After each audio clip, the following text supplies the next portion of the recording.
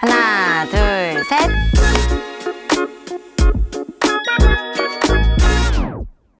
지난 시간에는 교실이 다시 일어서기 위하여 학부모, 교사, 교육청, 교육부, 공교육 관계자들은 어떻게 해야 하는가에 대해서 이야기 나누어 보았습니다.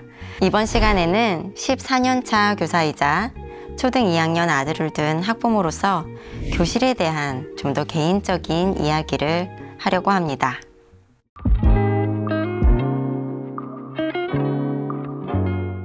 첫 책 나는 87년생 초등교사입니다에 쓴 것처럼 안정적인 직업을 선호한 사회적 영향이 컸다고 생각합니다. 자영업을 하시며 저를 키우신 부모님은 한 번도 저한테 교사가 되라고 하신 적은 없었거든요. 그런데 부모님이 저를 어렵게 키우시는 걸 보면서 안정적인 직업을 가져야 할 것 같았습니다. 그건 아마도 제가 어려서부터 가졌던 작가라는 직업만으로 먹고 살기에는 이 사회가 그다지 안전하지 않다고 느꼈기 때문인 것 같아요.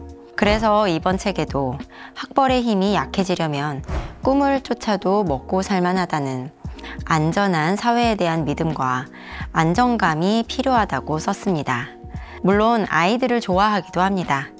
교사라는 직업은 아이들을 좋아하는 마음이 없으면 솔직히 좀 고통스러울 수도 있을 것 같은 그런 직업입니다. 제가 아이들과 함께하는 시간을 사랑하고 초등교사로서 여러 과목을 해야 하는 일의 특성도 즐겁게 느끼기 때문에 교사를 선택하고 10년 넘게 할 수 있는 것 같습니다. 교사로서 가장 기뻤던 순간은 솔직히 셀 수 없는데요. 요즘 제가 6학년 담임을 하고 있는데 매일 학교 가기가 즐겁습니다. 그래서 요즘이 또 교사로서 매일 가장 기쁜 순간이 아닌가 하고요. 가장 힘들었던 순간은 발령 첫 해 때였어요. 지금까지도 그때만큼 힘들었던 적이 없는 것 같아요. 초임 때 3학년 담임이었는데요. 경계선 지능을 가진 쌍둥이 형제 중 한 명이 저희 반이었어요. 그 아이의 부모님은 아이의 상황에 맞는 전문적인 조치를 받기를 거부하셨고 아이는 오랫동안 방치돼서 교우관계도 학습 능력도 생활 태도도 좋지 않았습니다. 또래와 편하게 어울릴 수 없으니 친구의 머리카락을 가위로 자르는 등 위험한 행동으로 관심과 욕구를 표현했죠. 이런 아이의 상태를 인정하지 않고 학부모로서 책임을 다하지 않는 학부모의 양육 방식 때문에 학급 운영이 매우 힘들었던 신규 때가 지금도 가장 힘든 기억으로 남아 있습니다. 그 아이는 결국 전학을 갔습니다. 학부모님이 쌍둥이 형제의 반 담임 선생님께 교권 침해에 해당하는 수준의 폭력을 휘둘렀고 그 학부모님은 아이들을 학구에도 맞지 않는 학교로 전학시키는 것으로 사건을 수습했습니다. 교사로서 너무나 힘든 아이이기도 했지만 인간적으로 제 기억에 가장 안타깝게 남아있는 아이입니다.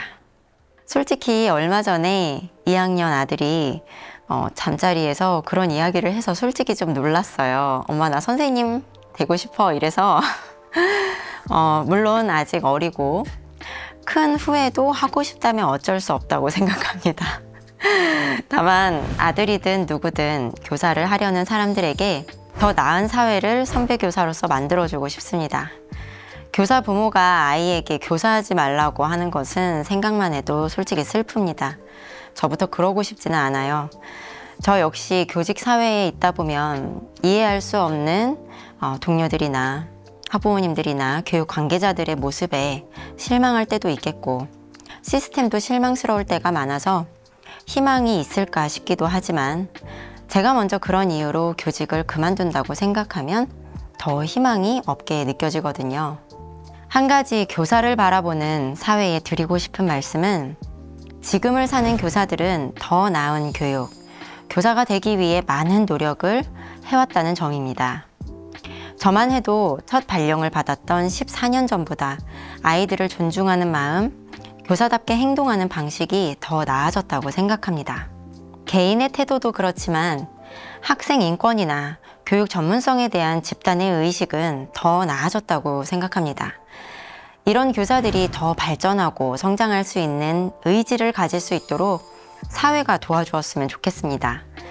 노력하고 잘하는 교사들에게는 아낌없이 칭찬해 주시고 제도와 여러 자원을 통해서 격려해 주시고 보호해 주시고 하면서요. 그러면 제 아들이 아니라 그 후대에도 행복한 교사로 살고 싶다고 자원하는 이들이 많아지지 않을까 합니다. 이런 환경에서 아들에게 말해주고 싶습니다. 아이들을 가르치는 일은 참 감사하고 위대한 일이다 라고요.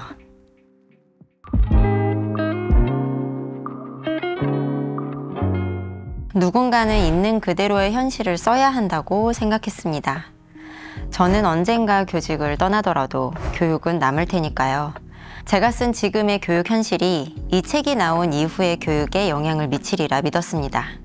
특히 오랜 시간을 교사로만 살다가 학부모로 경험한 뒤에야 새롭게 보인 학교에 대한 이야기를 꼭 써야겠다고 생각했습니다.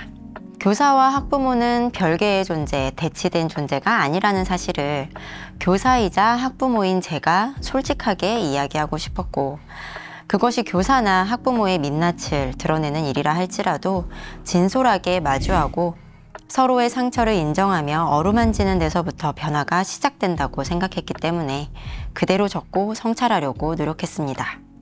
이 책에는 교사에 대한 비판, 학부모에 대한 비판, 교육청, 교육부 관계자들에 대한 비판이 모두 있죠. 그래서 어떤 입장에서 보아도 불편한 부분들은 있을 거라고 예상했습니다. 그러나 그럼에도 이야기해야겠다고 생각한 이유는 진실을 적는 것은 글 쓰는 사람의 의무이기 때문입니다. 그래서 후회는 없습니다.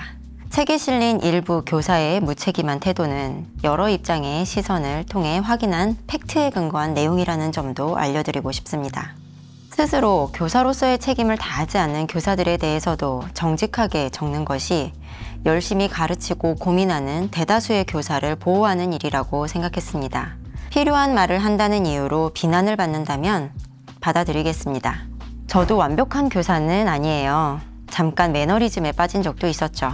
하지만 지금은 저부터가 매너리즘에 빠지고 아이들 앞에 책임을 다하지 않는 교사로 산다면 교직을 떠나겠다고 마음을 먹고 하루하루 최선을 다하며 아이들 앞에 서고 있습니다. 이런 자성이 교사로서 사는 저에게 매우 중요한 성찰이라고 생각합니다. 또 이런 저의 생각에 동의해 주시는 교사들이 더 많다고 믿습니다. 실제로도 이런 대화를 나누는 동료 교사들이 주변에 많아요. 그래서 우리 공교육에 희망이 있는 거고요. 교사들은 누구보다도 스스로 다시 일어서야 하는 존재들입니다. 학부모로서 교사에 대하여 더 이해하게 되었다는 독자들이 많았고요. 교사들도 책 전체적으로 매우 위로받았다는 분들이 많아서 감사했습니다. 교장, 교감 등 경력이 많으신 선배 교사들은 이 책의 3, 4장에서 공교육의 역사나 제도에 대해서 새롭게 알고 깨닫게 된 내용들이 많아서 놀랍다는 반응들을 주셨습니다. 비판적인 내용들도 우리 교육을 위해 필요하다 인정해 주시고 넓은 마음으로 헤아려 주시며 서로의 입장에 대해서 다시 생각해보는 분들을 보면서 제가 또 배웁니다. 교사 송은주가 부모 송은주에게 전하고 싶은 말이 있는지 물어보셨는데요. 이렇게 말해주고 싶어요. 은주야, 선생님께 기대하기 전에 집에서 너의 역할을 먼저 다 하자. 부모 송은주가 교사 송은주에게 하고 싶은 말이 있다면 이것도 이렇게 말하고 싶어요. 부모로서 바라는 교사의 모습을 너부터 살아가자. 이렇게 말하겠습니다.